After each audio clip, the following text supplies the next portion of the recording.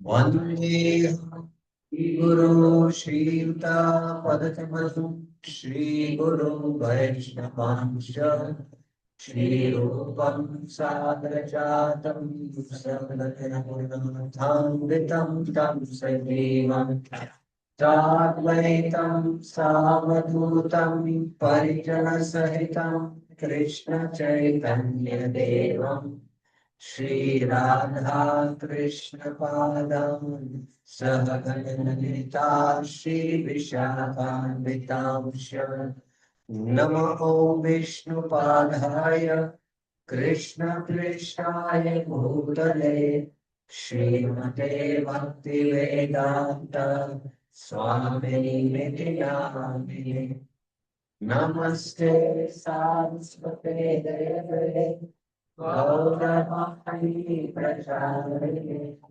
निर्विशेष शून्यवादी पाश्चात्य देशतारिणे हे कृष्णा करुणा सिंधु दीनबंधु जगत्पते गोपेक्षा गोपिका राधा नमस्ते तत्कालीश्वरी राधे वृंदावनेश्वरी वृषभानुसुते देवी प्रणमामि हरिप्रिये वाञ्छाकल्पतरुभ्यश्च कृपा सिन्धुभ्येव च पतितानां पावनेभ्यो वैष्णवेभ्यो नमो नमः। जय श्री कृष्ण चैतन्य प्रभु नित्यानंद श्री अद्वैत गदाधर श्रीवासादि गौर भक्तवृंद हरे कृष्णा कृष्ण कृष्ण हरे हरे हरे राम हरे Ram Ram Ram Hare Hare. Let's recite the verses of Deshambre. वाचोवेगं मनसः क्रोधवेगं जिह्वावेगं पुनर्भस्तवेगम् एतान् वेगान् यो विषयेत धीरः सर्वामपि मां पृथ्वीं प्रशिष्यात् अत्याहारप्रयासश्च प्रजल्पो नियमाग्रहः जनसङ्कश्च लौल्यं च शर्तेर्भक्तिर्विनश्यति उत्साहान्निश्चया धैर्या तत्तत्कर्म प्रवर्तनं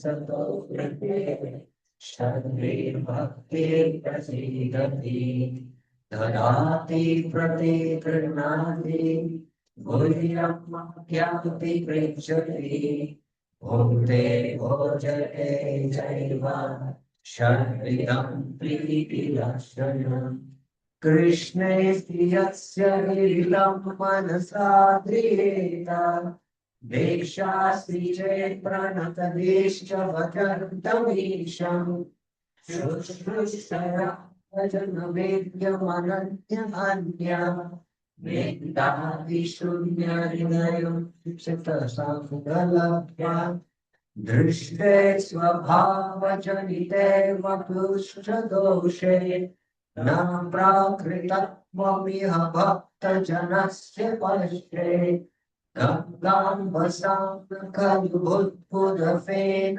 पङ्के रम्यं प्रवत्वमपगच्छति नीलधर्मे स्यात् कृष्णावचरितादिस्थिताप्यविद्या पीतोपतप्तरसनस्य नरोचिकानो यद्वादरातनुदिनं खलु सेवजुष्टा स्वातिक्रमात् भवति तदगदमूलहन्त्री तन्नापरूपचरितादिस्मृतितनानु स्मर्त्यो रमेण रसनां मनसि निलोच्य तिष्ठन् व्रजेत तदनुरागिजनानुगामी कालं नयेतखिलं विद्युपदेशसारम् वैकुण्ठाच्चलितो वरा मधुपुरी तत्रार्पिरसोऽस्वात्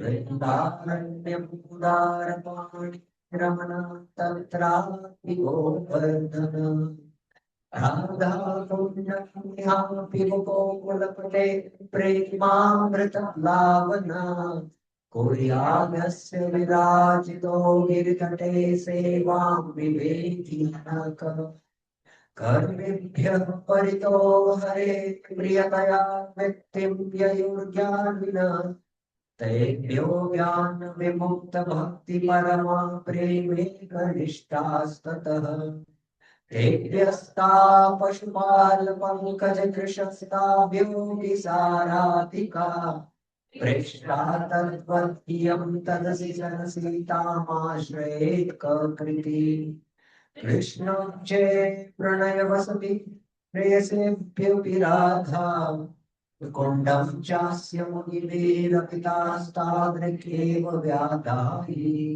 तत्प्रेष्टेरप्यलमश्लभं किं पुनर्भक्तिभाजम् तत्प्रेमेदं सत्कृतविशरः सनातुराविष्करोति. So we are on text 2. Let's recite text 2.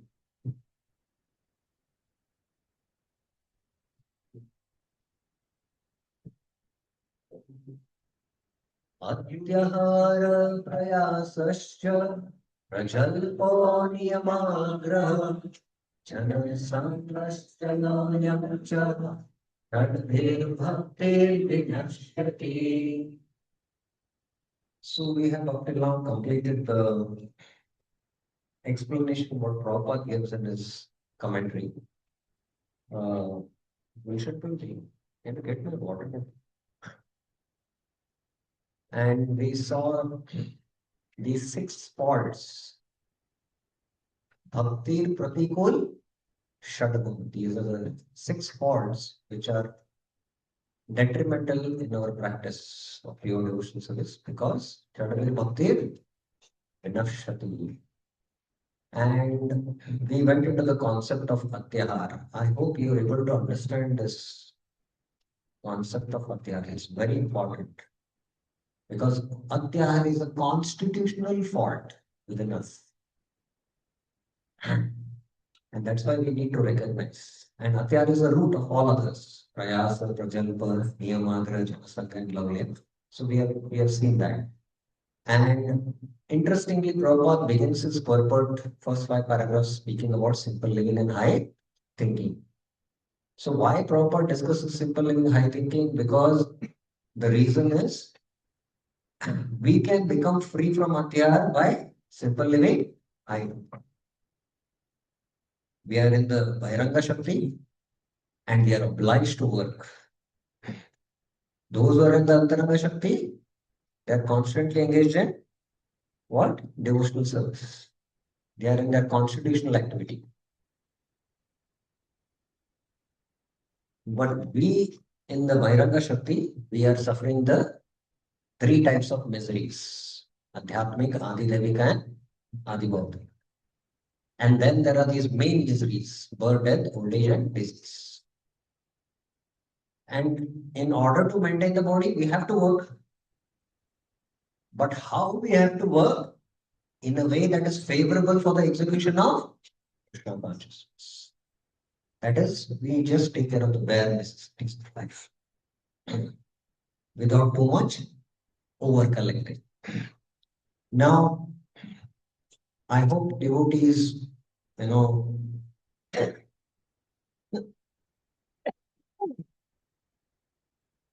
please don't get a superficial understanding. What Prabhupada is explaining in this purport is very profound and deep. And it requires a lot of deliberation and realization to understand. And that's why you need to always consult an expert spiritual master and understand the import and then actually start applying, level wise, gradually. But I am just explaining from the Siddhanta what Prabhupada is giving the purpose. Okay. So Prabhupada speaks about Atyahar in paragraph 6 and 7. And how Atyahar leads to greed. Prabhupada giving a very simple example. But we see that greed is there too much in human beings. Somebody was telling me that in the Jambudip, we are placed in Bharat Varsha and there is Bharat Khanda, Earth planet. The remaining 8 dvipas are all heavenly hosts. And if you read the description in the cosmology, the Ilavat Varsha, which is the central dvipa where Mount Meru is there are mountains of diamond, silver, and gold. And gold is found there, the river which flows from the trees. The river bank is all filled with gold. Now, if at all human beings had access to 11th brother, what would it they completely lose that place? It was Atyahar. So Atyahar is very deep rooted. How Atyahar leads to greed, Prabhupada speaks. And then what is prayers? Over hankering is longing. Over hankering leads to what? Over endeavor. And over endeavor leads to what? Over collection. You are endeavoring a lot means you want to collect.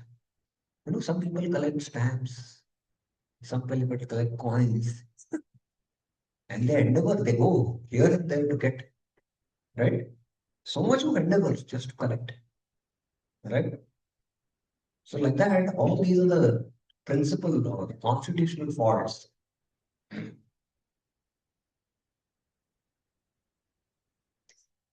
So, how Atyar leads to prayas? Prabhupada spoke in the next theme, 8 to 12. And then Prabhupada spoke something very profound. How within religion, Atyar can lead to prayas within dharma. And that's why Prabhupada makes a very profound statement. A spiritual aspirant should avoid mundane endeavor. So that's how he concludes. And then he speaks about Prajalpa. Prajalpa is basically useless talk. Again, Prabhupada gives all this list. And then we try to understand the concept of what is a constitutional rule and a conditional. I hope you're able to catch that. You're able to understand. Atyahar is a what? Constitution. By constitution, there is this tendency. So at all times, you have to work on it. Whereas the first verse of Updeshamrita is a conditional form. It's a conditional rule.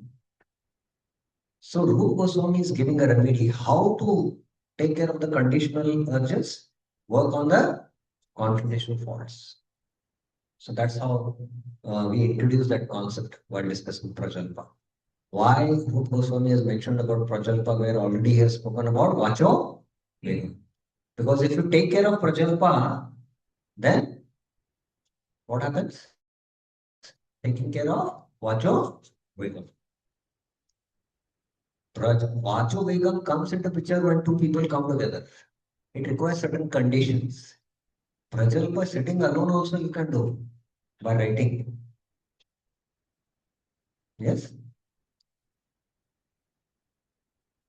How powerful it is, sometimes we cannot understand it. This famous, I'm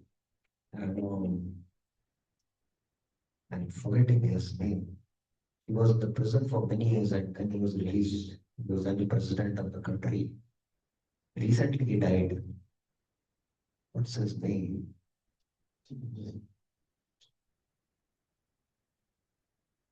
not Nelson Mandela, very famous personality. F से start होता है. Recently he died, I think. Hmm. Fidel Castro. Ever heard of it? Hmm? Never. Interesting. It's not a very past history. Just it is just maybe 5 years back. Fidel Castro. He was a revolutionary and he was behind the bars and he was the country president. Which country I don't know. You can find out. Fidel Castro, when he was in the jail, you know how he was communicating? He was not allowed. He was using the lime juice to write on the letter. Lime juice. Yes, and that, it was like a transparent thing, and they were allowing it, and that's how, through the communication, he was running the revolution, and then he got released. So, Prajalpa is very,. Profound. So, Prajalpa is a constitutional fault. It's a constitutional fault. So, Prajalpa, Prabhupada spoke on that, and then Janasangha. What is Janasangha also we saw. And we discussed a very important concept with Janasangha. What actually constitutes association? When you do the 6 types of loving exchange, then only it will constitute association. So now the last part of this theme is the Anuvritti explanation of Srila Bhakti Siddhanta Saraswati. So we'll just go through this. Yes. At the end of the class, can we please, like we were going from a question banks today, we had a group work. So there are a few doubts. We can spare a few minutes to clarify our doubts, please. After the class period? Yeah. Yes, that's okay.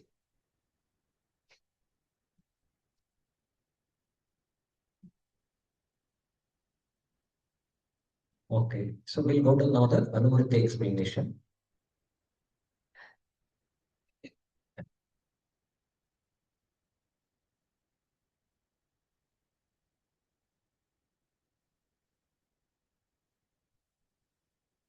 Srila Bhaktisiddhanta Saraswati Thakur writes in his Anuvritti commentary that too much endeavor to acquire knowledge on the part of mental speculators or dry philosophers falls within the category of attahar, collecting more than needed. Now, many times devotees misunderstand this. Please read the statement very carefully. What Prabhupada is trying to say and what Bhaktisiddhanta Saraswati Thakur, you can refer his commentary also if you want. Too much endeavor to acquire knowledge on the part of whom? Mental speculators and dry philosophers. It is not referring to devotees. Many times it has been presented that devotees trying to acquire too much knowledge also falls in the category of Atyar.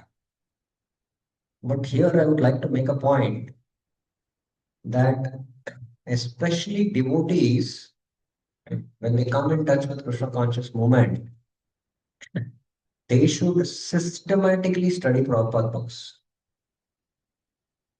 It is called as Krama Shravana Dasha. It is called as what? Krama Shravana Dasha. Krama means what? Kram saying. Shravan means to hear or to read, and Dasha means that state.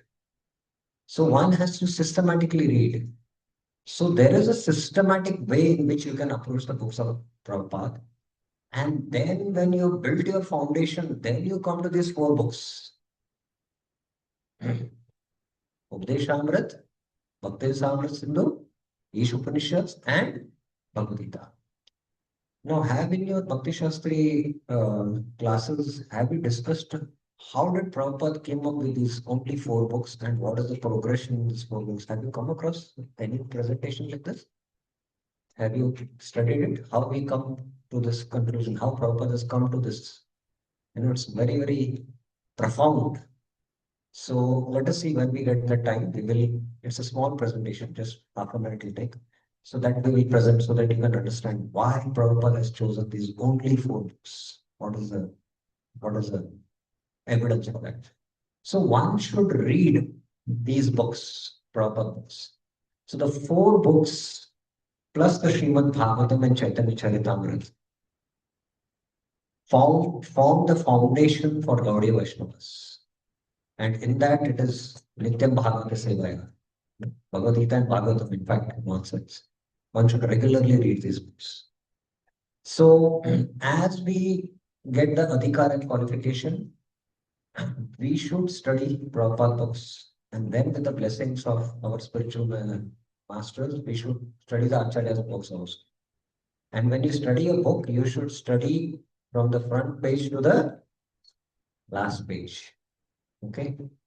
So it is not referring to, you know, too much endeavor to acquire knowledge for the devotees. Because this knowledge is devotion. It is the anga of bhakti. Please remember. वासुदेवे Bhagwati भक्ति योग प्रयोजित जनेति आशु वैराग्यम ज्ञानम यद अहेतुकम. The bhakti sambandhit jnana. This is the anga of bhakti now. We are doing shravana. You know? By this knowledge, you will understand how to practice bhakti and you will endeavor to practice bhakti. So this knowledge leads to devotion. This knowledge doesn't lead to liberation. So this is jnanam yad ahetukam. So this is Bhagavad Sambandhit Jnana. Okay. Otherwise, why these jnanis are having this tendency to acquire too much knowledge in the head? What is the reason? Who will answer? Raise your hands. What is the reason? Yes, Prabhuji. To be able to win in arguments, philosophical arguments. Can you take the mic? No, I am not able to hear your voice very clearly. They want to defeat others in philosophical arguments. That is an external reason, but at deep, we have discussed this. What is the reason? Yes, Mataji. Okay. There is no love for Krishna. There is no love for Krishna in the heart. So that's why they fill their head with too much knowledge. Okay. According to the Srimad Bhagavatam, the endeavor of philosophical speculators to write volumes of book on dry philosophy devoid of Krishna consciousness is entire futile. The work of the karmis to write volumes of books on economic development also falls within the category of adhyar. Similarly, those who have no desire for Krishna consciousness and who are simply interested in possessing more and more material things, either in the shape of scientific knowledge or monetary gain, are all included under the control of adhyar. So this is where we get the root cause of adhyar. You know, filling the head, filling the belly, or filling the house. You know? So this is coming from Anuvritti explanation, this concept. So this I have just put, and then Prabhupada gives the example, simply interested in possessing more and more. Example of a rich man who becomes a cobbler. So this is what Prabhupada. Karmis labor to accumulate more and more money for future generations only because they do not know their future. So you just keep on accumulating more and more, but you don't know what is going to be your future. And Prabhupada interestingly gives a nice story. Interested only in getting more and more money for their sons and grandsons. Such foolish persons do not even know what is their position, what their position is going to be in the next life. There are many incidents that illustrate this point. Once a great karmi accumulated a vast fortune for his sons and grandsons. Later, according to his karma, he took his work in a cobbler's house located near the building, which in his previous life he had constructed for his children. It so happened that when this very cobbler came in his former house, his former sons and grandsons beat him with shoes. Unless the karmis and jnanis become interested in Krishna consciousness, they will simply continue to waste their life in fruitless activities. Somehow he came to know that in previous life, I had built this house for my children. So he went there. They did not recognize him and they nicely made him. So this is all your endeavor, what you're doing. Sometimes in great families, the father leaves a lot of wealth to the children. He has accumulated that wealth by doing a lot of karma. And the fruits of karma is that wealth. And then he leaves the world. And that fruits of karma, the children enjoy by committing sinful activities. And that person who has left, he also has to suffer the consequences of that karma. So once Prabhupada was, in America, he was mostly these left churches were, left like that, and he used to convert them into Hare Krishna temple, and then he used to start his centers. He was not constructing temples in the Western world. Only in India he was constructing. So once Prabhupada's disciples were going to find a place, and on the way, Prabhupada saw a very palatial building. It had a huge gate. And then Prabhupada stopped and started seeing all the fine features and started appreciating. And then when Prabhupada went, huge pillars were there, very beautiful. And Prabhupada was appreciating every aspect. The devotees were very happy, and this, at least Prabhupada was appreciating something material. And then Prabhupada commented after seeing everything and appreciating, he said, whoever is staying in this house or has lived in this house, in the next life, he has definitely become a lizard, he said.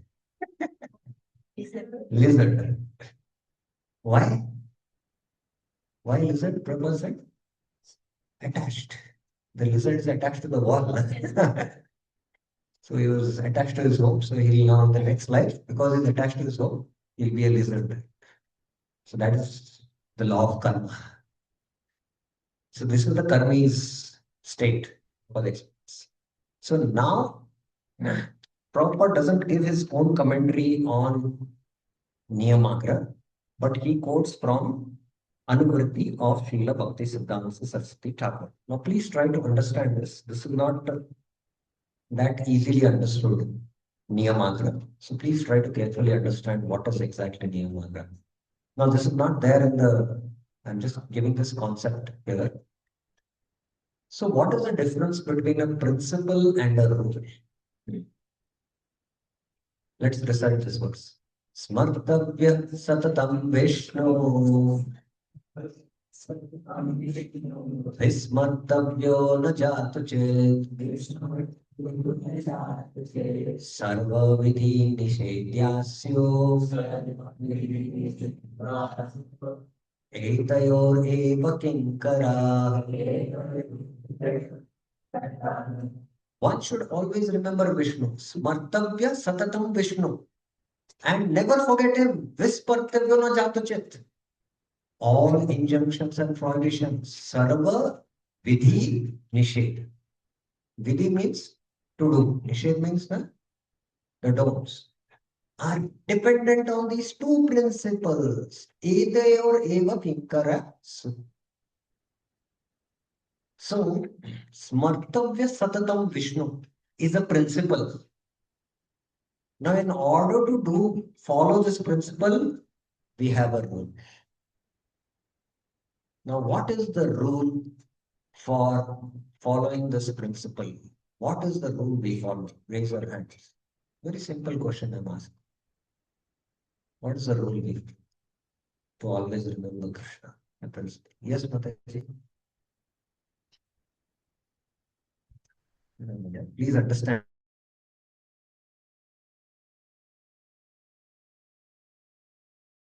Please understand my question.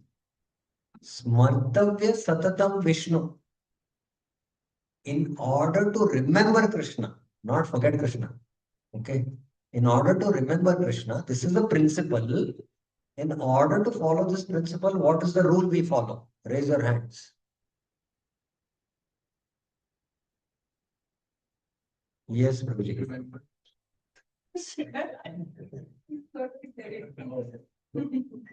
Rule, I'm asking, what is the rule we follow?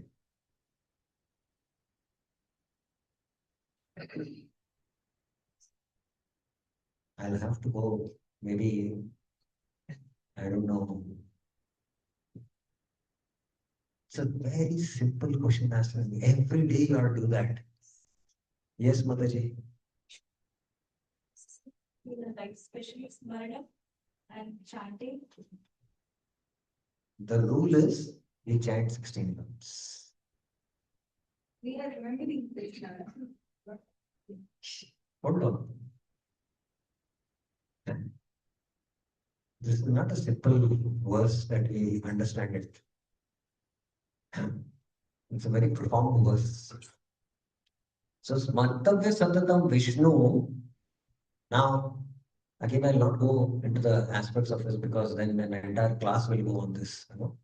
But I'm just focusing on principle and rule. Please understand this.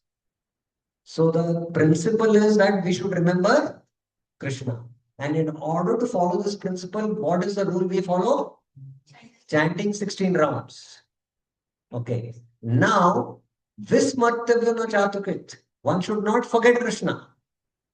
In order that we don't forget Krishna, what is the rule we follow? Raise your hands now, at least. 4 regulative principles. Are you getting this point? Is it clear?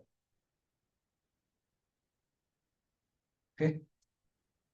So, there is a principle, and in order to follow the principle, there are rules. The rules are meant to achieve the principle. Are you getting this? Okay. Now, let me finish this concept and then I will take questions. Okay. Of course, there are quite deep aspects into this one verse, which will come in Bhakti Samrita. Smartavya Satatam Vishnu is actually pure devotion service. Vismartavya na Jatachit is mixed devotion service. Like, I'll give a simple example. If you're always remembering Krishna, then you're not so much worried of, whether you're following the 4 regulative principles. But we need to do both. And another thing is, by just following the 4 don'ts, what? No meat eating, no illicit sex, no intoxicant, no. Can you go back to Godhead? No. Only by remembering Krishna. So there are very profound things in this one verse, but let's focus on only what is the principle and what is the rule. I hope we will be able to little understand what is the principle. Principle in order to achieve the principle, we have to follow a rule. So now let's see one example. We insist on rules without understanding the purpose or principle. I'm giving one example. The rule is that whenever guests come, we have to welcome them. And there are different ways by which we welcome the guest, right? Now, Bhishma, Pitama is lying on the bed of arrows. Can he welcome the guest? Can he offer them a seat? Can he give them water? No. But yet he followed the principle of welcoming the guest. How did he welcome them? Tell me. Where is this one? Okay, please raise your hand. Yeah. Huh? But I forgot to raise my hand. Yes. Yeah. How did he welcome? By yes, sweet kind words. Come away like this. It's not mentioned in the Bhagavatam like that. Then How did he welcome? Yes. By his movement of just eyes. That is how he welcomed everyone. Can you imagine this? I had an interesting experience and I would like to share. Don't take it otherwise. I was just about to catch a flight from Belgaum to Delhi, and usually Matajis are there who give the boarding pass. And I don't know, just for some reason, seeing me in saffron, she wanted to offer respects. But, the environment in which, she's there doing her duty, that did not allow her. So she just, from her eyes, she offered respects. So this is fine culture. So Bhishma, just by his demeanor and his smile, he was welcoming the guest from the heart. So he was following the principles.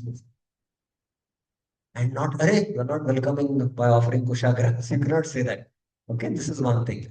Now, the second, insisting on the letter of the rule without understanding principle can be detrimental. So, our temple president and sannyasi Bhakti Samrit Maharaj had told in one of the brahmachari meeting that, visitors, guests, devotees who come to the temple, they keep their slippers during the festival right in front of the temple, which is not a good etiquette, although there is a chapel stand. So he told one of the devotees to take care, see that all the guests, who are coming, you just direct them so that they leave their chapel in the chapel stand and then go to the darshan. Interestingly, he was standing there, and some guests left their slippers in the car to come and take darshan. So he asked, where are your slippers? They are in the car. No, get it here. Get it in the chapel stand. He said, we have already kept it in the car. No, you have to get it here. Insisting on the rule without understanding the principle. So this is what happens. So you have to understand the principle. Now, the another thing example is respect of Brahmanas. Why do you respect Brahmanas? We respect Brahmanas because Brahmanas are Bhudevas. Bhudevas. Bhudeva means Bhu means this earth, Bhumandala. And Deva means not Devatas. Deva means the Supreme Personality of Godhead. A Brahmana is actually the Supreme Personality of Godhead walking on earth. This is the position of a Brahmana. And he is carrying the Lord through his sound vibration. That means he's preaching Shastra. He's a Brahmana. And by feeding such a Brahmana, Krishna says, I'm more pleased. So that is why this is the principle because we respect Brahmanas. But as Kali Yuga progressed, Brahmanas just on birthright, they were demanding respect from other class. So there's insisting on the rules without understanding the principle. So this is the second example. I hope you are able to catch it. Now, Niyam Agraha means failure to accept. Difficult to follow, so it is not important. Rules are not important to follow the principles. But take the example for compass. Compass is like the principle. You want to know north, you have to hold a compass. The compass will direct you where is north. Now, just because you get the direction where is north, you need what? A rule. A rule means what? You need a road. A pathway is required so that you can choose that pathway and reach ultimately north because your goal is to go to north. So similarly, road to reach the destination is there. That is like following the rule of the roads. But then, because north is in this direction, I just take, cross country and somehow you'll reach. No, you're not going to reach. You'll be lost. So, insisting on the rules or failure to accept. And rules are the best way to follow the principles. I'm giving the example of devotee dress. It's a rule. Why? Because posture affects the psychology. So this is about Niyam Agra and Niyam Agra. But basically, I'm trying to explain what is the difference between a principle and a rule. Okay, now having this background, let us see the commentary and then I'll take up questions. So Prabhupada speaks about agraha. Agraha means eagerness to accept. You're very eager to accept the rule. Why? Accepting some rules, some scriptural rules and regulations for immediate benefit, as the utilitarians advocate, is called niyam agraha. And failure to accept, agraha. Neglecting the rules and regulations of Shastra, which are meant for spiritual development, is called niyam agraha. And both are unfavorable to the practice of Krishna consciousness. Both are unfavorable. Sometimes when the prasad comes in, we quote what? Which incident we quote? Sarvabhaum Bhattacharya. When Mahaprabhu came with the prasadam, without taking bath, brushing his teeth, immediately he took and honored the prasad. And we quote that, Arey, prasad, moment you say, you should honor it. Very eager to accept the rule. For what? Immediate benefit. So this comes under niyam agraha. It is unfavorable for the practice of those things. And the rule which is actually default, oh, it is very difficult. It's very high on the scale. Like I was giving the example of a jumping race, what's it called? High jump. It's very high, so I cannot follow it. So I neglect to follow it. That is also unfavorable for your Krishna consciousness. So let's see what Prabhupada is quoting from the Anuvriti. Accepting some of the scriptural rules and regulations for immediate benefit, as utility is asserted, is niyamagraha, and neglecting the shastric rules and regulations that are meant for spiritual development is called niyam agraha. The word agraha means eagerness to accept, and agraha means failure to accept. By the addition of either of these two words to the word niyam, rules and regulations, the word niyam agraha is formed.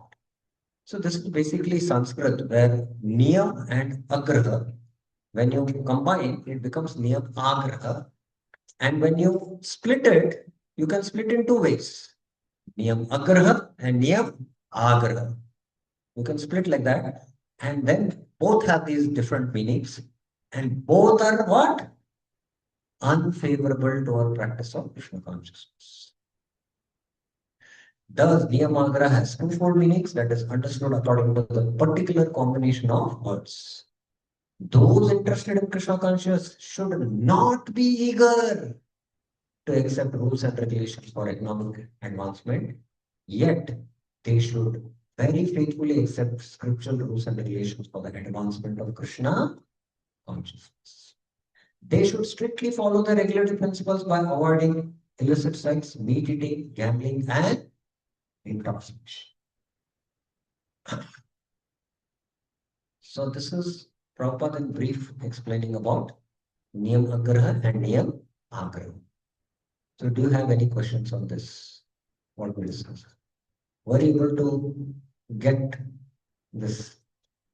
What? Standard in detail with Jasa Pita. He wants to understand in detail with some examples. Niyam Agraha or Niyam Agraha? Which one? Both. So I was just giving this example. Generally, in the beginning stages of our life, because we cannot understand the principles, we understand the rules very superficially. And as I was giving this example, when prasad, it's Mahaprasad, come from a holy place, generally what happens is we come under the veil, right? So then we quote, Arey Prasad, immediately when it is there, immediately we should honor it, right? And we quote also Shastric reference of that. So then this comes under what? Eagerness to accept rules and regulations for immediate benefit. And agraha means, oh, this rule is of a very high standard. I am at this level, so I cannot follow. So I don't follow the rules and regulations to come to that standard. Failure to accept. So then it will come under niyam agraha. So both are unfavorable. Is it clear? No? The standard. Right hands of the standard. Prabhupada has been speaking about the standard of the four regulative principles.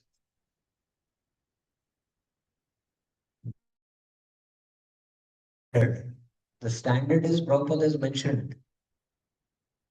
The four regulative principles is not mentioned in the Updeshamrit. In the previous verse we saw Vacho Vegam, Manasa Krodha Vegam, Jivva Vegam. About Jivva Vegam, what was the standard Prabhupada said? One should not offer palatable dishes to the deity with the intention to what? To have it. And not one should not accept a rich man's invitation because in their house, what? There is night palatable dish. You have not experienced all these things. You don't have. One devotee was telling, Arey, this house, na? They are Marwadis. And they make nice samosas, pakodas, fried items. So they will go for that prasad. So this is eagerness to accept rules and regulations. Oh, it's prasad only, na? So what? Prabhupada says, we should have prasad until the neck. It is right, but what what is the rule for each of this? Prabhupada is mentioning in the Upanishad. So we have to have that understanding. And for your kind information, first is to understand the Siddhanta and then to put it in practice takes a while, especially for beginners. And beginners means at least 10-15 years, at least. So don't worry too much that, you know have nice prasad to full heart's content and stomach's content. But gradually, as you make elevation and you understand the philosophy deeper, and then you have to uplift yourself with that level of rule and go higher and higher systematically. There is a systematic development which happens, and that requires an expert guidance. You cannot go to either of the extremes, and we have seen this with experience. And the art is when you have uncontrolled horses, the way to regulate is neither pull them very strongly. Because if you pull the rein strongly, what happens? Do you know what happens? If you pull the reins very strongly, what happens? You yourself will fall down. They will pull you down. And if you let them little loose, more loose also, then also what happens? They will also cause you to fall. So the art is to regulate them in a systematic way that you don't pull them too strong or don't let them too loose, but you gradually pull them. That is step by step regulate them over a period of time. And all this is discussed in the Bhagavad Gita from 4.17 to 4.24. The whole progression is there. So until you come to the point of Yata Chitta Atma, that means when you're able to control your senses and mind and you're situated in the self. So there is a gradual progression in Karma Yoga which you have to practice. So you have to understand all these phases and then systematically based on the levels you have to apply. Okay. Any other questions about this principle and rule? Please don't do this cross talking. It is not an etiquette. That's not my question here. I guess. Yeah, but you can ask me. You can tell me. Don't speak to others. No? You can tell me. I will tell him.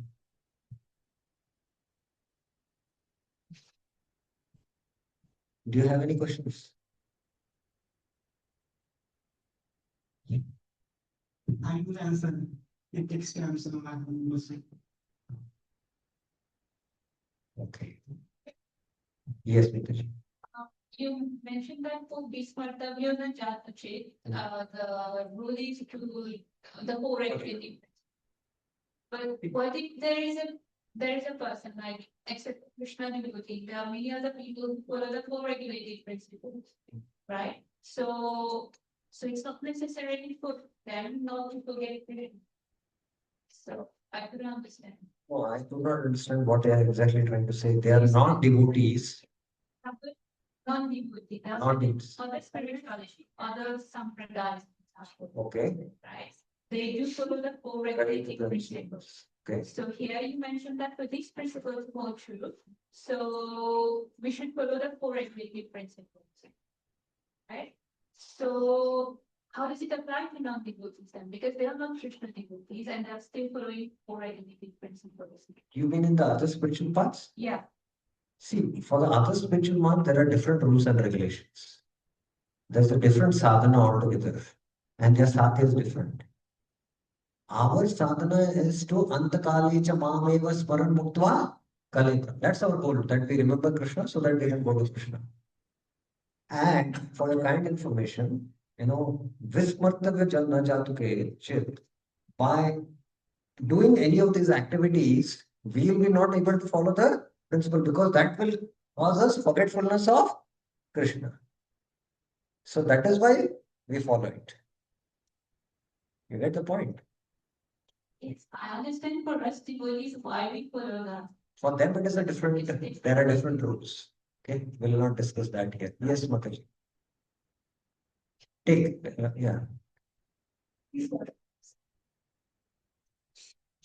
When it comes to people in the unconditional consciousness, like other followers of Chaitanya Mahaprabhu, or even Rajvasis, you can see that they don't follow some. I mean, they might follow everything, but some of them do other things. So how do we apply? Why is that ISKCON so strict with this? But other devotees which are on different paths, no, sorry, on the second path, they don't follow this. Okay. How do you? So don't worry about that for now. Don't worry about it at all. We just follow what our Acharya's name is. That's important for us. Okay.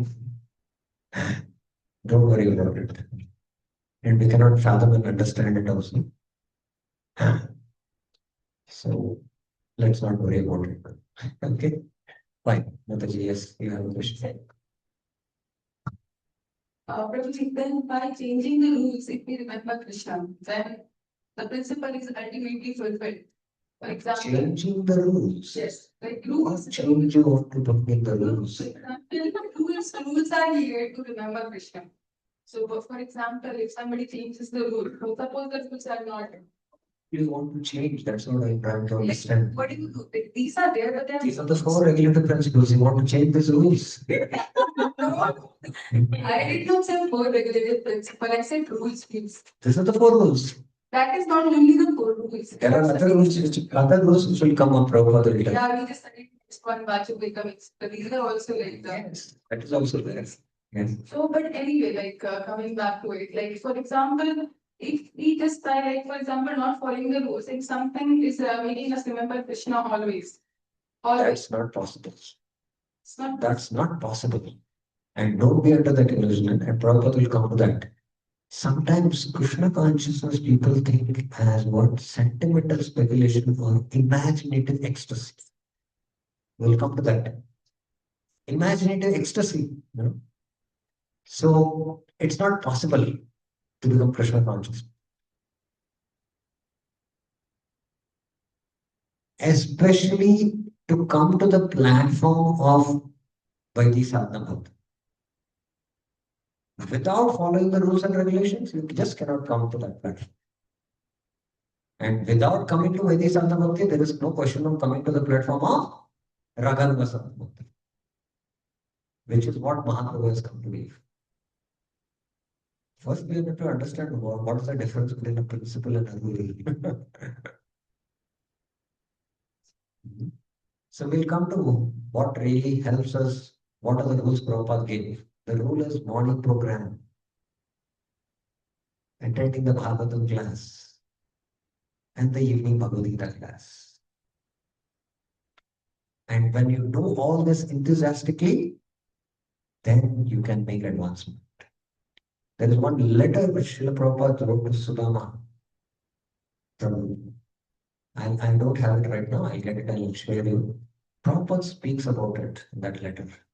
He said, just by following this, you will get the spiritual strength to make advancement in Krishna consciousness. There's nothing else more required.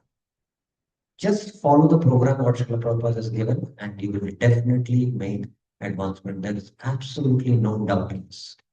And we have all seen that when devotees become slack in following this, then their advancement is checked. And Prabhupada is going to come to that in the next paragraphs. Okay. There is no shortcut way. What the acharyas are given. And Prabhupada will come to that in the next verse also. Effect of Agraha is happening. Pardon? The effect of Agraha is happening right now. Agraha. Yes. Immediate benefit. No, Agraha failure to accept. Failure to accept. Yeah, Yes, yeah. yes. We are always going through this. Don't worry about it. We are always going through it. The tendency is always like that. Either we go to one extreme or the other extreme. It's always like that. And it takes quite a long time to settle it and come to understand the path. And then once you have done that, understood it, then 50% of the job is done. Then you have to walk by the path. Okay? Okay, now Prabhupada quoting Anuvritti, he speaks about Janasangha. One should avoid association with Mayavadis who simply blaspheme Vaishnavas, devotees.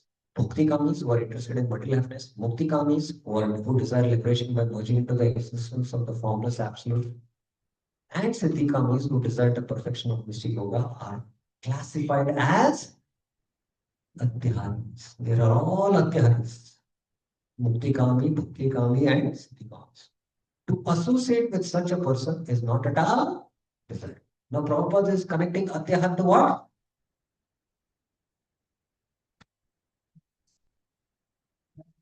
Yes. Janasangha. You're getting the point? Prabhupada is connecting. I had told na, Adhyahat is connected to Prayas, it is connected to Prajalpan, Niyamagra. When you have Adhyahat, then you will break the regulative principles. You will either do Niyam Agraha or Niyam Agraha. Right? And Atyahar can lead to what? Jana Sangha. Are you getting this point? So Atyahar to Jana Sangha. So association. Mayavadis, Bhakti Kamis, Mukti Kamis, and Siddhi Kamis. Okay, now Laulyam. Prabhupada is directly going to connect Atyahar to Laulyam from Anuvritti. Desires to expand the mind by perfecting mystic yoga, merging into the existence of Brahman, and attaining whimsical material prosperity are all included within the category of greed. Now, sometimes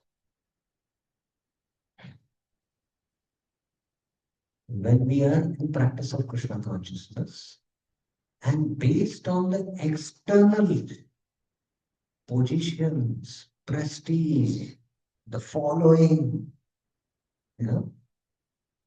or on the external accolades of building, build a temple or build this or build a huge congregation. All these become a mark of what? Your progress in what? Spiritual life. But it need not be so.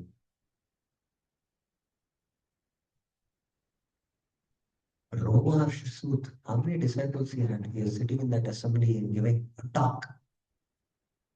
And Balramji came with a blade of grass, cut it straight. Because he knew what was going on. So you cannot judge a person by how much following he has, how many people attend his class, how many likes or this, how many follows he has on YouTube or whatever it is, or how many temples he has built. But only by Rupa Goswami's definition of who is a Goswami, whether he has the symptoms of a Goswami mentioned in the first verse. Watching him. So this all will come under the category of creed. Have you heard about Rasikanand Prabhu? You've heard about Rasikanand Prabhu?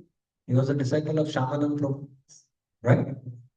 So He had one disciple, and he was a simple disciple. And in his village, a yogi came sitting on the tiger, sitting on a tiger, riding on a tiger, and it was the top of the town, and everyone is speaking. And this disciple is excited and is telling the spiritual master, this yogi is riding on a tiger. It's not so important, just chant their holy names usefully. But he's attracted to that, and he's speaking. So Rasikanand Prabhu, what did he do? He was brushing his teeth. They brushed his teeth with a neem twig. So he took that twig, and on that twig he sat and he started moving in the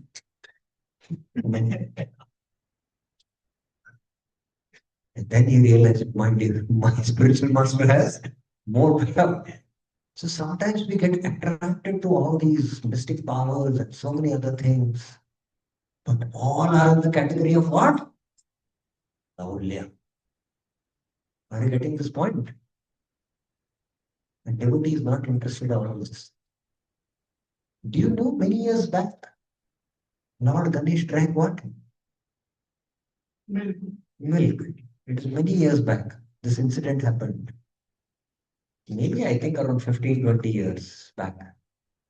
All the Ganesh temples, people were rushing to see this. Even I was in my school days, I think that time. I was going and observed this some devotees' house, some people's houses, and then I went to the Ganesh temple also and I saw there also.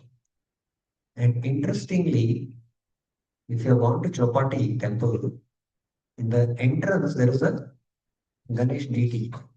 And one of the brahmacharis was trying to feed milk. And Radhanath Maharaj came there. What are you doing?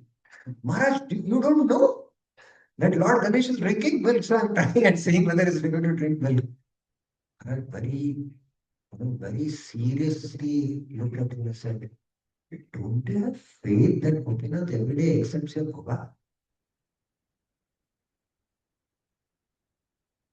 Don't you have faith? And do you have that faith? When we offer, Krishna accepts.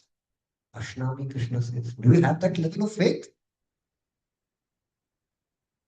So, devotional service is a matter of what? Shraddha Sabde, Vishwa Sudrid, Nishchay. Krishna Bhakti Kaile, Sarva Karma Krita. So one is not attracted to all these things. That's the point. That is also falling in the category. All attempts to acquire such material benefits are so-called spiritual advancement. Prabhupada is saying, are impediments on the path of Krishna. They are impediments. Okay, so now Prabhupada is going to give one example and end the conclusion. Somebody has any questions now? Really? Any questions, any clarifications? What? Yes, Mataji. Take the mic so that others can also hear. Yes. The question is very simple. You talk about faith. So right now, maybe I don't have that much faith.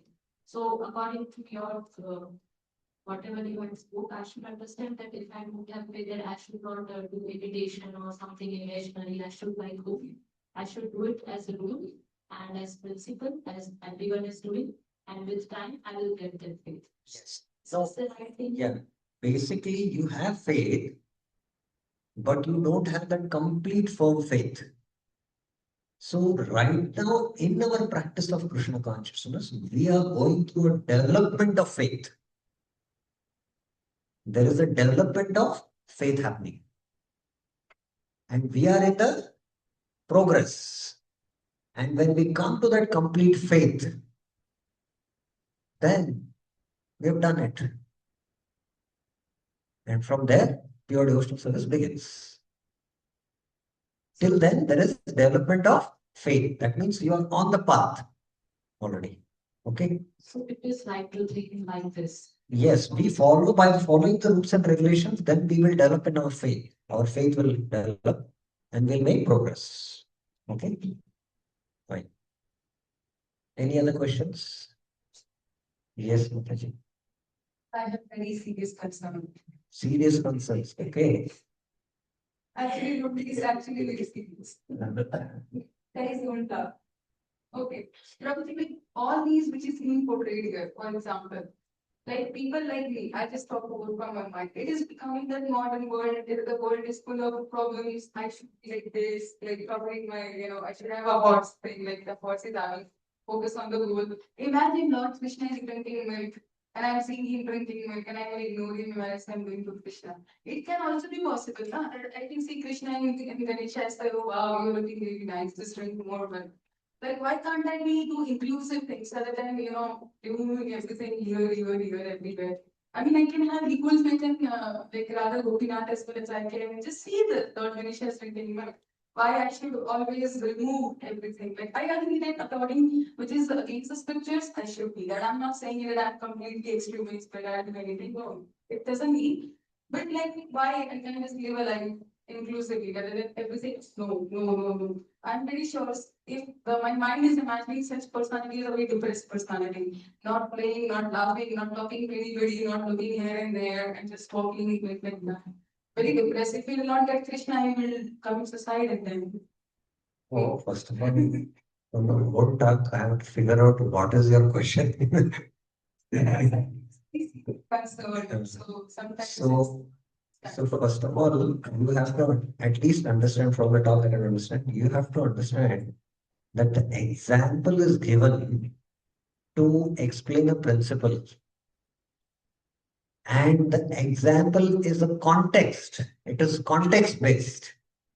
And you have to take within that context and not draw conclusions out of context. So that is a fundamental thing you have to understand. Okay. And proper books, if you read systematically, proper explains all this. What is an analogy? What is an example? How examples should not be taken out of context. This is basic, you know, fundamental things to understand philosophy. Sometimes, for us, concepts are difficult to understand, but examples we can understand, right? But only when you understand concepts, then the examples, you have to contextualize within the context. Are you getting this point? Now, here Prabhupada is giving an example of a principle of what? Atyahar. And what is the example given? Prabhupada is giving the example of the capitalist and the communist. Modern warfare waged between the capitalists and the communists is due to their avoiding the advice of Srila Guru Goswami regarding Atyahar. So the capitalists are who? They are entrepreneurs. They control money. And all the wealth is there. So the communists are the ones who are working for the capitalist. That's the labor class, you can say. And they are jealous. They are saying, why? These people are, we are also working, but they are holding the money and they are enjoying more. So that's why the money should be divided equally among everyone. So this is, the whole, in summary, what I'm trying to say. So there was this drift between the capitalist and the communist. So Prabhupada is saying, he's connecting this example of the capitalist and the communist based on the principle of Atyahar. Both are Atyaharis. Both are what? Atyaharis. Because they also desire that wealth. The communists say that all wealth should be distributed equally.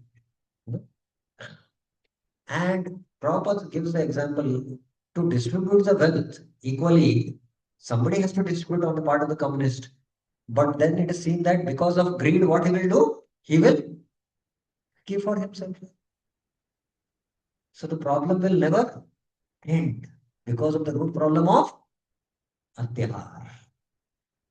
And then he gives the solution, that is by Isha Vasya principle. All wealth belongs to Krishna. And it should be with Krishna's representative, who is a Goswami.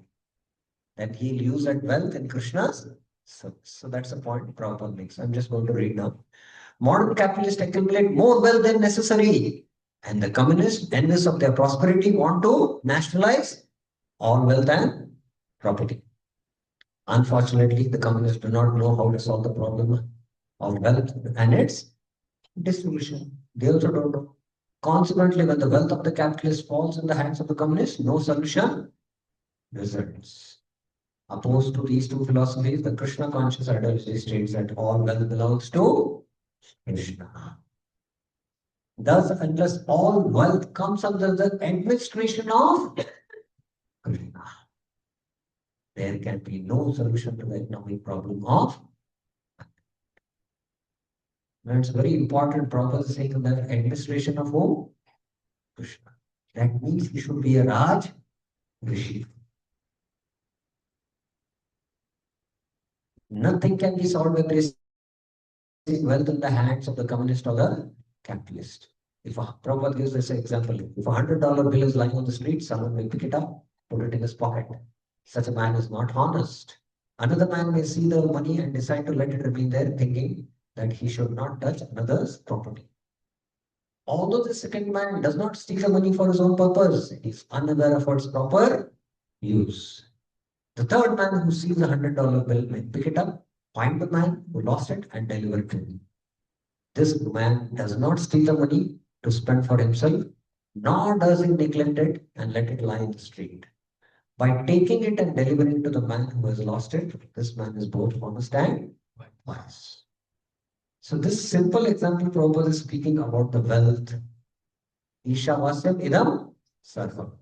Simply transferring wealth from capitalists to communists cannot solve the problem of modern politics, for it has been demonstrated that when the communist gets money, he uses it for his own sense gratification. The wealth of the world actually belongs to Krishna, and every living being, man and animal, has the birthright to use God's property for his maintenance. When one takes more than his maintenance requires, be he capitalist or a communist, he is a thief, and as such, he is liable to be punished by the laws of nature. The wealth of the world should be used for the welfare of all living beings, for that is the plan of Mother Nature. Everyone has the right to live by utilizing the wealth of the Lord. When people learn the art of scientifically utilizing the Lord's property, see proper statement, how to use the Lord's wealth scientifically, they will no longer encroach upon others' property. Then an ideal society can be formed. The basic principle of such a spiritual society is stated in the first mantra of the Ish Upanishads. We have all done Ish Upanishads. Let's recite this. Ishavasam vidam sarvam yat kilicha jagaya jagat tena tena punjita everything animate and inanimate that is within the universe is controlled and moved by the Lord. One should therefore accept only those things necessary for himself, which are set aside as a quota, and should not accept other things, knowing well to whom they belong.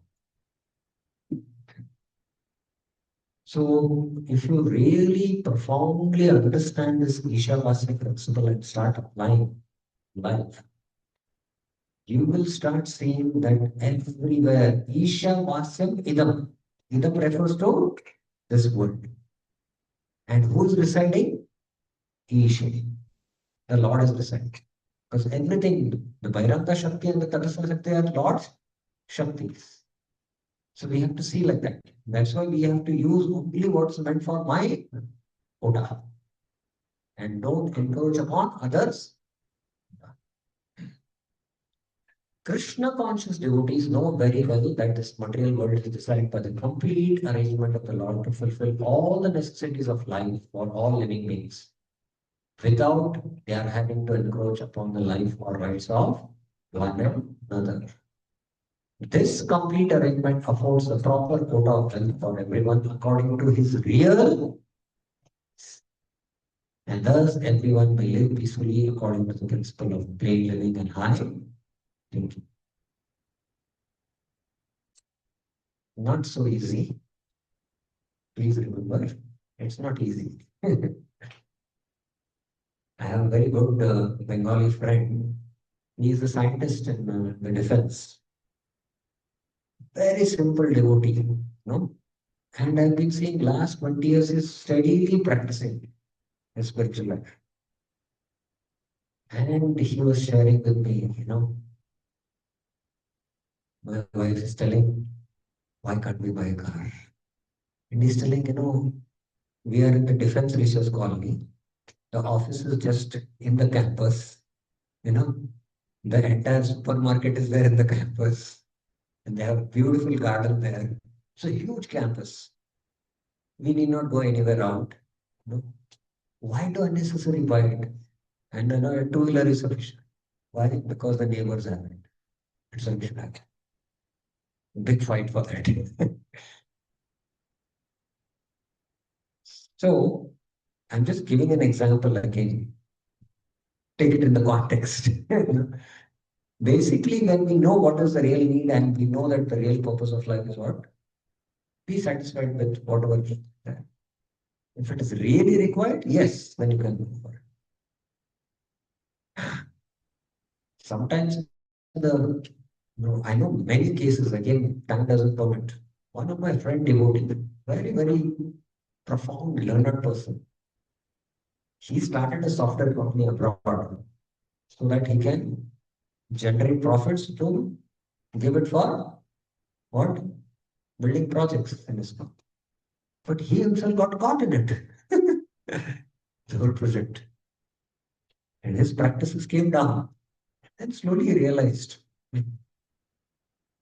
Sometimes, do you think Krishna is incapable? Being Radha Mother, the goddess of fortune, do you think he's incapable to arrange if it is really required? But we think I have to arrange. So, according to Zen reads, otherwise we fall in the principle of we get caught up in the elementary fault, that is atyahara. Unfortunately, materialists who have neither faith in the plan of God nor any aspiration for higher spiritual development misuse their God-given intelligence only to augment their material positions. Possessions. They devise many systems such as capitalism and materialistic communism to advance in their material possession. They are not interested in the laws of God or in a higher goal. Always anxious to fulfill their unlimited desires for sense gratification, they are constantly by their ability to exploit their fellow living beings. Then Prabhupada concludes the whole discussion. When human society gives up these elementary faults, what kind of faults are there? Elementary, or the constitutional faults, as I was mentioning, enumerated by Srila Rupa Goswami, Atyar, etc., all enmity will cease between men and animals, capitalist and communist, and so forth. Just imagine what a vision Prabhupada is giving you. That if you start practicing this rule, what Rupa Goswami is giving, then there will be no enmity between men and animal beings, between capitalist and communist. Even no enmity between two friend devotees also, seniors and juniors. The whole world is going to transform. Just imagine this is the principle of this. In addition, all problems of economic or political maladjustment and instability will be solved because nobody is going to encroach upon others. This pure consciousness is awakened by the proper spiritual education and proper practice offered scientifically by the Krishna conscious movement. How will you understand this? All this by proper spiritual education and then practice, which is scientific, which Prabhupada is giving in its purpose. You can see. This Krishna conscious movement offers a spiritual community that can bring about a peaceful condition in the world. Every intelligent man should purify his consciousness and rid himself of the above mentioned 6 hindrances to devotional service by taking wholehearted shelter of his Krishna conscious. So that ends the discussion on Text 2. Any questions you have about the 6 faults? Atyahara prayas system.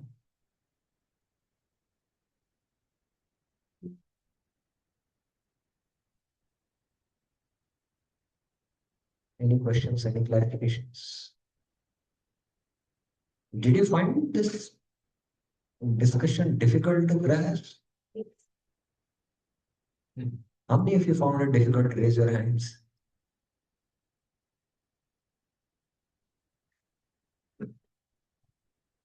I'm happy you found it difficult. Some question I would get into, so I'm studying on. I find it difficult the practical application at the present time. Application is secondary. Even understanding is difficult. Yes. Yes. And to understand, you have to stand under. And under means Tadvidi Pradipadena Pariprashnina Sevani. Over a period of time, gradually it will happen. Gradually. And that's why Prabhupada said, just try to understand. It takes time. So, for me also it took time. It's not that, overnight. So simply you follow sincerely. That's very important. If you sincerely follow, then gradually the understanding will come. Okay? Is it fine?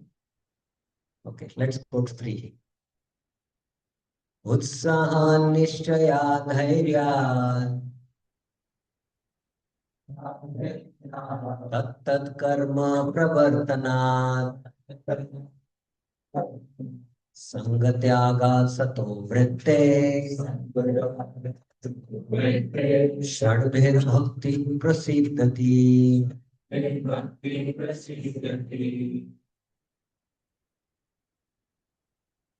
So, in text 2 and text 3, what is common Rupa Goswami has spoken about? A common item. Raise your hands. He has spoken a common item of 6 fault, and he has spoken of a common item as 6 quality. Which is that common item? Raise your hands. Let us see. Sangha. Jana Sangha he has said there, and here it is Sangha Tyaga. So, most important, you have to understand Sangha. And what is the sure, short, guaranteed process by which you can make advancement? Pardon? So many voices. I cannot hear. Yes. What is it? Devotee association. Yes, it is devotee association. And what is devotee association? Rupa Goswami will speak in the next verse. We will go to that time. Utsaha by enthusiasm. Nishchaya by confidence. Dhairya by patience. Tattat karma. Various activities favorable for devotional service. Pravartana by performing. Sangatyaga by giving up the association of non-devotees. Sataha, the great previous acharyas. Vritti by following in the footsteps. Shadvi by the 6 bhakti, devotional service. Prasiddhati advances or becomes success. So prasiddhati means siddhi. Siddhi means success. Prasiddhati means complete success. So among the 6, just as I mentioned that among the 6 faults, which is of the prime importance, Atyar. So similarly among these 6, it's Utsaha. It's Utsaha. Okay? It's enthusiasm. Okay? So let's read the translation, and I'll just only take one thing today. There are 6 principles favorable to the execution of pure devotional service. Please mark what Prabhupada is trying to say. He is saying pure devotional service. In fact, how many of us feel that our enthusiasm sometimes is up, sometimes down, sometimes. If you did not have enthusiasm, you would have not come to the class. Because you have come to the class, you have enthusiasm. Okay? You cannot say no enthusiasm. So enthusiasm goes up, down, especially when the festival is there, the enthusiasm is more up, more down. But you feel the fluctuation of enthusiasm. Now, please again carefully understand what I'm trying to say and don't take it again out of context. When you come to a point where your enthusiasm doesn't fluctuate at all, even in deep misery or in the greatest of ecstasies, your enthusiasm is steady, then you have entered into the realm of pure devotional service. And that is why Prabhupada is mentioning here pure devotional service. His enthusiasm is what? Steady, rock steady. It doesn't fluctuate. No matter if earthquake happens or anything collapses, he is rock steady. Even the earthquake comes, he doesn't shake. His faith is like a banyan tree. Have you seen a banyan tree? Have you tried to shake a banyan tree? Does it shake?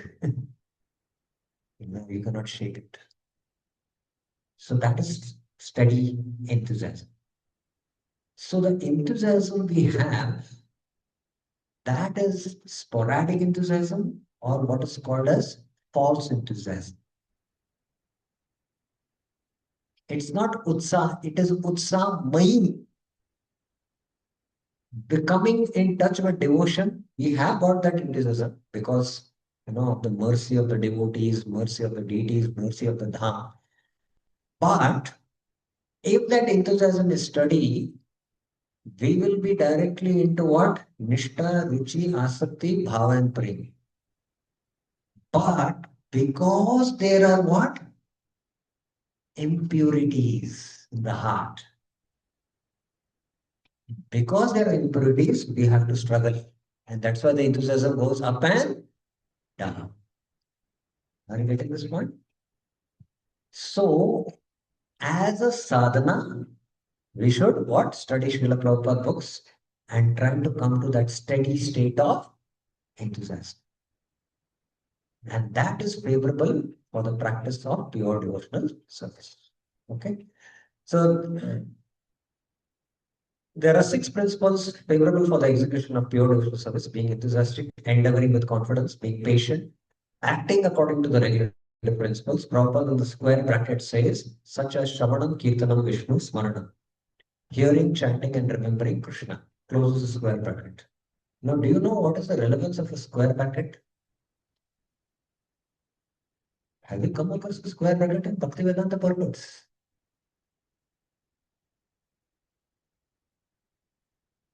There is a round bracket and a square bracket.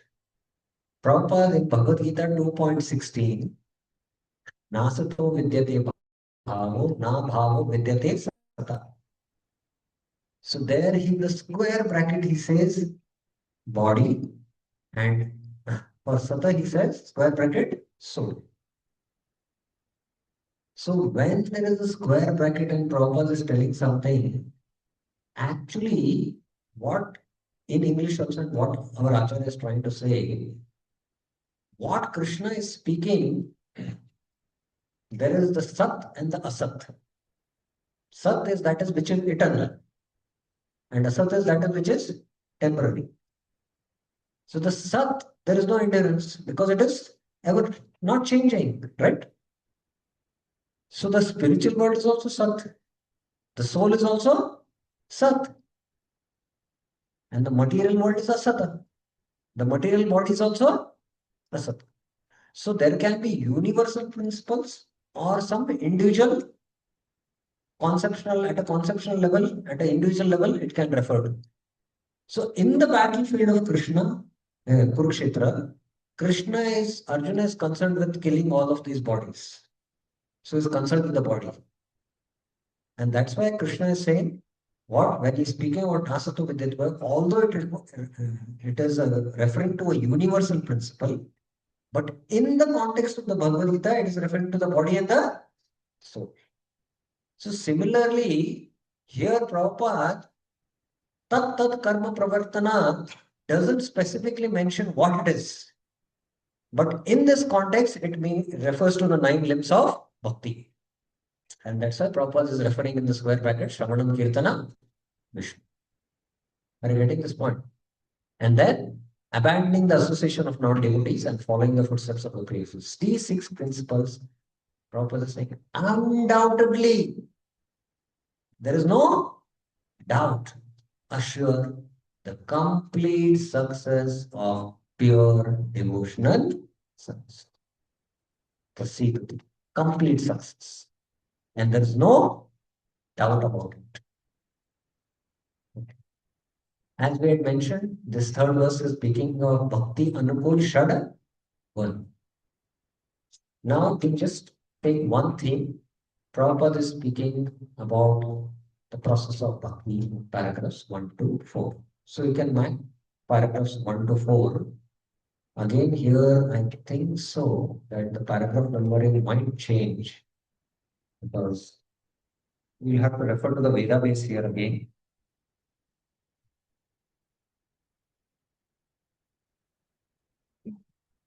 So paragraph 1 is here in text 3. Prabhupada speaking about devotional service is not a matter. That is paragraph 1. Then he quotes this Bhakti Rasamrita. Paragraph 2, Bhakti is a sort of cultivation. That is paragraph 2. And then paragraph 3 is Shravanam or hearing. And then paragraph 4 is it is further recommended in the Mandaka Upanishads. And then paragraph 5 onwards, it is Utsaha. Prabhupada is speaking about Utsaha. Okay. Fine. Paragraph 5 is one should accept this opportunity. Of course, when we discuss that, I will tell the other paragraphs, but 1 to 4 at least you can mark. So 1 to 4, Prabhupada is speaking about what? The process of bhakti.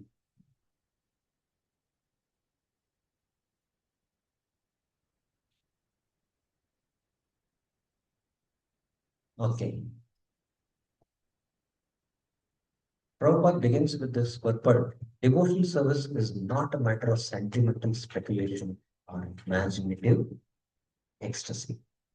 Its substance is practical activity. Again, a very profound statement. Some devotee in the morning, in the morning, especially the ashram, there is a devotee who rings the bell to wake the devotees, right? And he tells Prabhu, get up.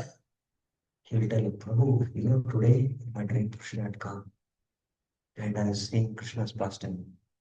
So let me be absorbed. I to sleep. You attend Mangalarti. Right? So Prabhupada is saying what? Devotional service is not a matter of what? Sentimental speculation or what? Imaginative ecstasy. Devotional service is only executed in the Jagrita Avastha, not in the Swapna Avastha. It's executed when you are awake and not in your dreams. So sometimes you imagine devotional service to be what? Imaginative ecstasy.